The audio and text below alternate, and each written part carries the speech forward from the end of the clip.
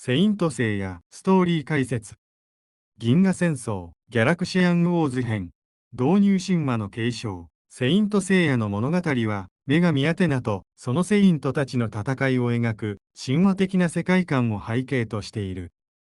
セイントはただの武装集団ではなく、星座の加護を背負い、コスモを燃やして奇跡を起こす存在だ。そして現代、世界を影から支配する巨大組織グラード財団がセイントを集める大会を開催する。この財団を率いるのが、後に重要人物となる少女、キドサオリ、アテナの化身である。彼女は当初こそわがままな少女として描かれるが、後にセイントたちを導く女神として覚醒していく。銀河戦争、ギャラクシアンウォーズの開催。物語冒頭の舞台は、財団が作り上げた壮大な闘技場。そこに集められたのは、世界各地で修行を積み、クロスを獲得した若きブロンズセイントたち。その数は10人。代表的なメンバーは、ペナサス星やギリシャで修行し、ペナサスのクロスを得た少年。姉聖火を探すため、財団に従う。ドラゴン氏、竜、ロザンで修行し、昇竜派を体得。心臓と背中に最強の拳と盾を持つ男。キグナス卿が冷たいシベリアで修行した氷のセイント。亡き母の眠る海と心の絆を持つアンドロメダの旬、優しさと慈愛を武器にするが、その鎖は強力な防御と攻撃の両方を兼ね備える。フェニックス一騎、旬の兄。地獄の島で鍛えられ、仲間を捨ててでも生き抜いた孤高の戦士。この他にも星座を背負うブロンズセイントたちが登場する。例えばユニコーンジャブ。彼は序盤で聖夜と激突するが、その後も聖夜たちを支える仲間的立場を取る。さらにウルフナチ、ベアー劇、ライオネット版、ヒドライチなど、それぞれ個性的なセイントが銀河戦争に参戦した。彼らは後に聖夜たちの第二陣とも言える存在となり、完全な主役ではないが、時に共闘する仲間でもある。聖夜と仲間たちの出会い。銀河戦争の意義は単なるバトルではなく、少年たちが仲間と出会い、互いに命を懸けた戦いを通じて絆を得ることにあった。特に印象的なのは、ペナサス聖夜 VS ドラゴン氏、竜の一戦だ。主竜の拳は相手の心臓を止める威力を持ちながら、自身の心臓にも負担を与える危険な技。二人の死闘は互いに命を懸けた戦いであり、最後には聖夜が死、竜の心臓を再び動かすという奇跡を起こす。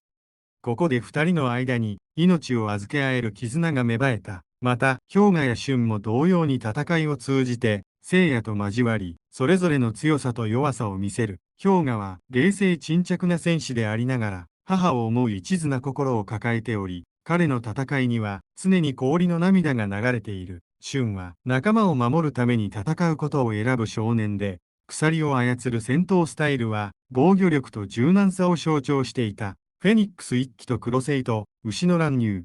物語の大きな転機となるのがフェニックス一騎の乱入である。彼はゴールドクロスを奪い去り、さらにクロセイ闘士、ブラックセイントを率いて、聖夜たちに牙を向く。クロセイ闘士たちは、ブロンズセイントを模倣して作られた邪悪な戦士で、オリジナルよりも粗悪だが、数で攻め立てる。この事件によって、銀河戦争は単なる内部競技ではなく、クロスをめぐる熾烈な戦争へと変貌する。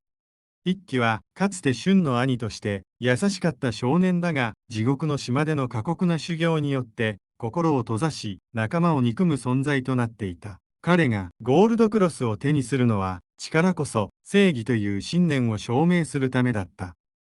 聖夜、支流、氷河、舜は一騎率いるクロセイ闘士軍団と死闘を繰り広げる。戦いの中で、それぞれが仲間と共に戦う意義に目覚め、バラバラだった4人がチームとして結束していく、ブロンズセイントチームの結成。クロセイ闘士との戦いの末、一騎は孤独と憎しみを乗り越え、やがて再び弟や仲間たちの心に触れる。完全な和解には至らなかったが、彼もまた後に必要不可欠な仲間として、戦いに加わることとなる。こうして、聖夜、支流、氷河、舜、一騎の5人のブロンズセイントが揃い踏みし、物語の基盤が整った。だが、それだけではない。銀河戦争を共に戦ったユニコーンジャブや他のブロンズセイントたちも、時に聖夜たちを助ける第二の仲間として存在している。また、グラード財団のスタッフや、木戸沙織に従う従者たちも、後方から彼らを支える重要な役割を担っていた。銀河戦争編の意義。この一連の物語は、友情と絆、コスモの力、ゴールドクロスをめぐる陰謀というセイントセイヤにおける主要テーマの序章を描いている。特にセイヤたちが仲間と出会い、それぞれの信念をぶつけ合いながら共闘する流れは、後のシルバークロス編や黄金クロス編への大きな布石となっている。銀河戦争は終わった。しかしそれは地上を揺るがす戦いの幕開けに過ぎなかった。次回、新たな物語が幕を上げる。